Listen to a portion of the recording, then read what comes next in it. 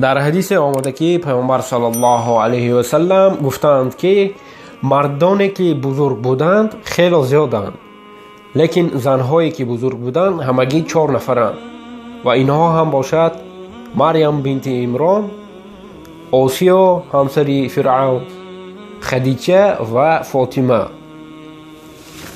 فرعون ما و شما میدانیم که یکی از پادشاهان ظالمترین بود و خیلی سالهای طولانی حکمرانی میکرد و خود را حتی به اهالی که در زیر دستی او بود، با آدمانی که با آنها شاهیگری داشت، میگفت که من خدای شما هستم و جز من شما خدای ندارید.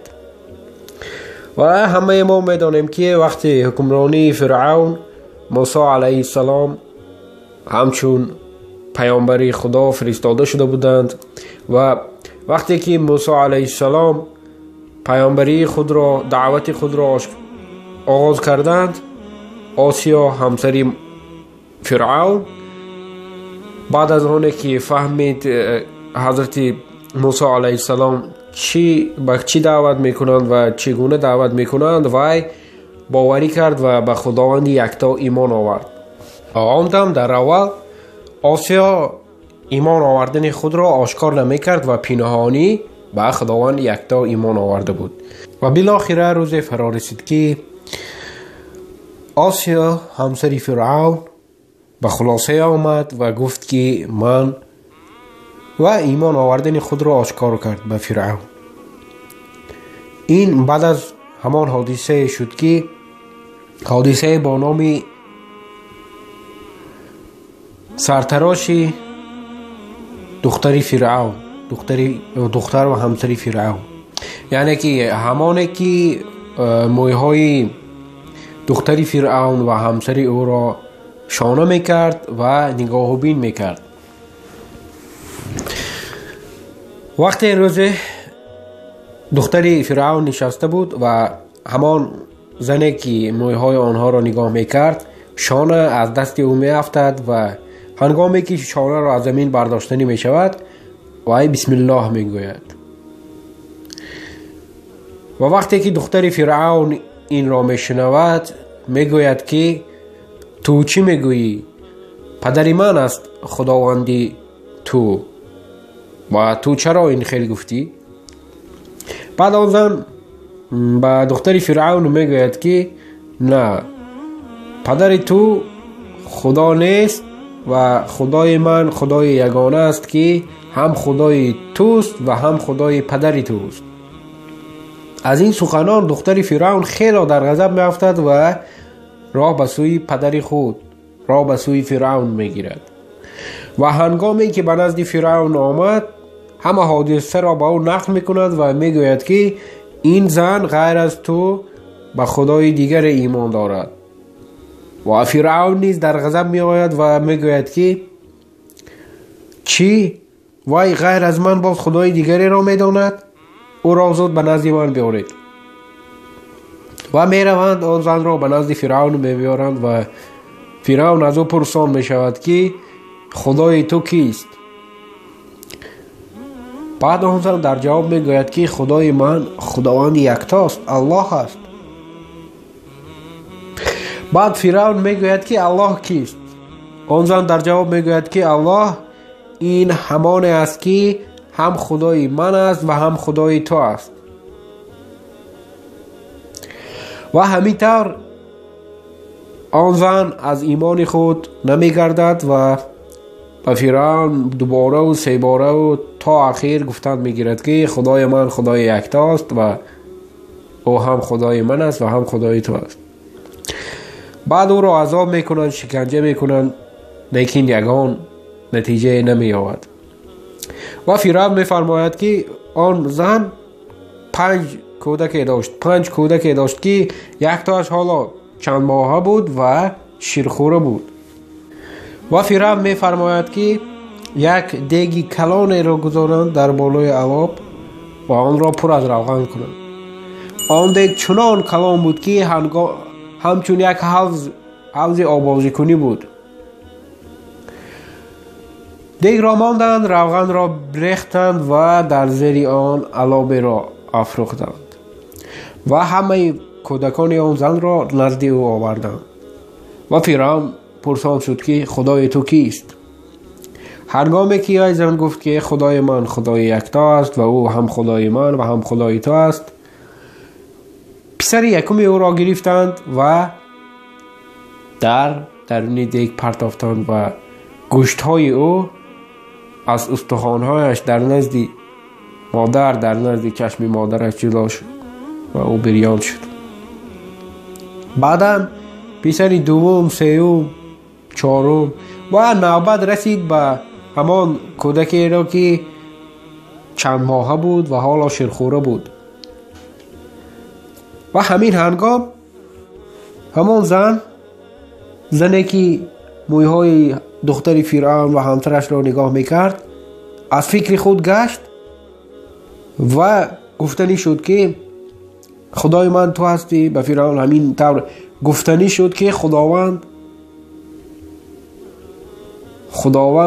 قدرت خود را نشان داد و با خواست خداوند، با معجزه خداوند، همان طفلی که چند ماهه بود به سخن در آمد و به مادر خود گفت که نه مادر، ایست، تو در راه حق هستی، در راه راست هستی و همین راه خود را ادامه ده و به درستی که خداوند به تو جنت را نصیب خواهد کرد. و همین طور وی زن باز به فرعون گفت که خدای من خدای یکتا است، الله است و او هم خدای من و هم خدای تو است.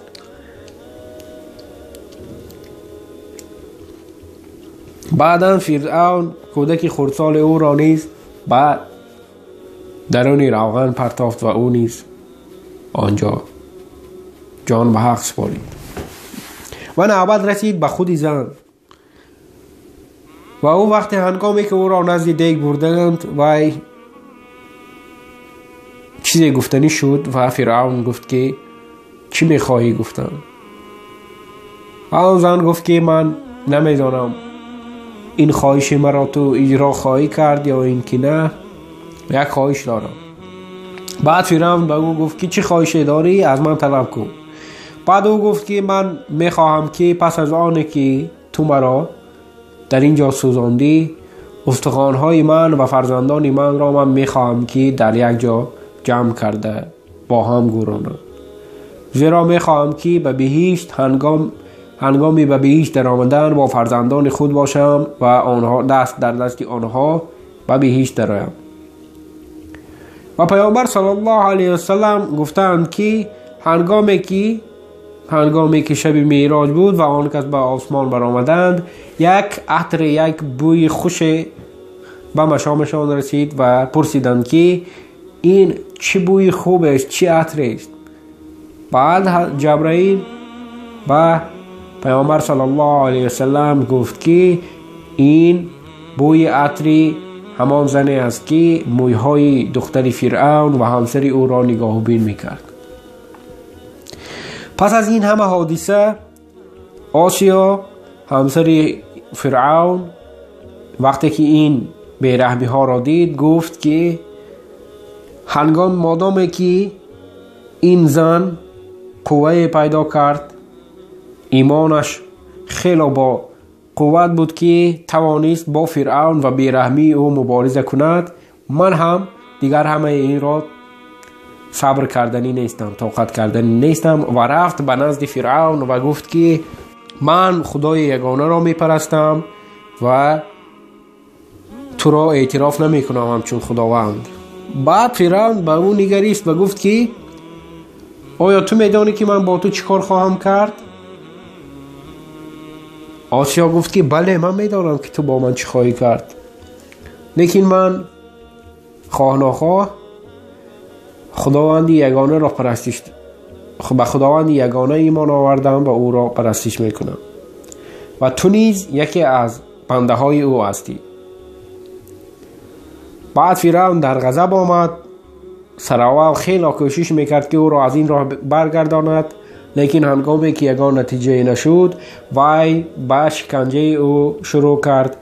عسکران خود را بفرماد آنها او را می زدند آسیا را، لیکن وی از فکر خود نمی گشت و او را فرعون بعد از شکنجه های زیاد به بیابان آورد. همسر خود را، لباس های او را کشید، از تنش جدا کرد در بیابان و در نزد چشم همه، در نظر همه او را شکنجه می کرد. خیلی شکنجه های زیاد، خیلی عذاب های زیاد می داد، لیکن او از فکر خود نمی گشت و می گفت که من به خدای یکتا ایمان آوردم و او را پرستش دارم. و هنگامی که عسکران فرعون او را می زدند، شکنجه می کردند، آسیا دست به آسمان برآورد و از خداوند خود دعا کرد، ناله کرد، زاره کرد که خداوندا برای من در بهشت در نزد خودت یک خانه بنیاد کن.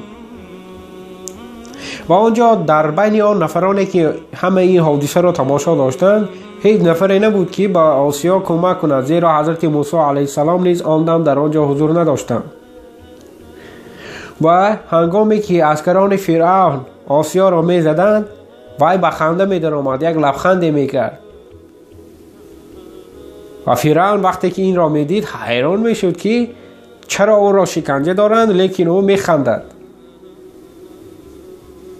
سبب همه این آن بود که وقتی که آسیا دعا کرد، خداوند به او خانه او را در بهشت نشان داد.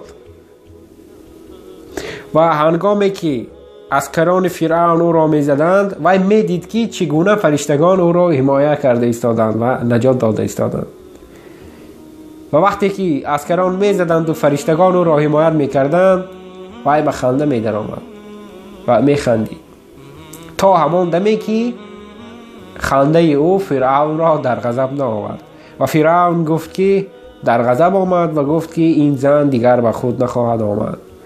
او را گفت به بلندی برید، آنجا دست و پایش را بندید و با سنگ‌های کلان را به بالای او فرستید تا تن او پاره پاره گردد. آنها بردند او را با بلندی، دست و پایش را بستند، لیکن خداوند جان او را، جان آسیا را، تا آن دمی که سنگ‌ها به بالای آمدند، در همان بلندی وقتی که دست و پایش را می‌بستند، الکی جان او را گرفت. گرچنده که برای مردم آسیا همچون تن او با سنگ‌ها پاره پاره کرده شده بود، لیکن خداوند به فرعون آن لحظه را نداد که او کیفیتی از آن کند که جان او با برخوردن سنگ‌ها از دستش رفت. نه، خداوند جان او را پیش از آن که سنگ‌ها به بالای او آمدند و تن او را تیکه تیکه کردند، جان او را گرفت. برادران عزیز من، شما می توانید برای دستگیری ما همین نوار را در شبکه‌های اجتماعی و اینچنین مسنجرها پخش کنید، به شبکه ما آبونه شوید، زنگولچه را پخش نمایید و به یار دوستان خود نیز دعوت نمایید تا با برادری مسلم باشند. خداوند نگهبان هر یکی شما.